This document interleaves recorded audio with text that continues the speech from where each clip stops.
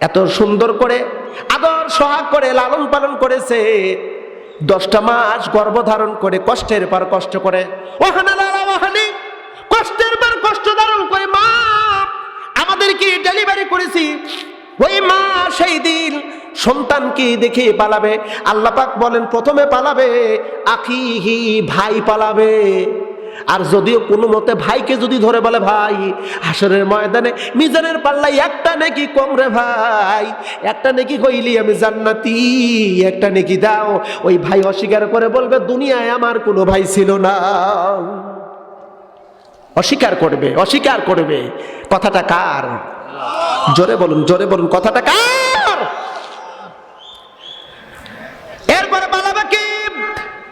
আল্লাহ পাক বলেন উম্মি কি, মা পালাবে। যদিও মাকে ধরা হয়, মা বলবে দুনিয়া কোনো সন্তান ছিল না,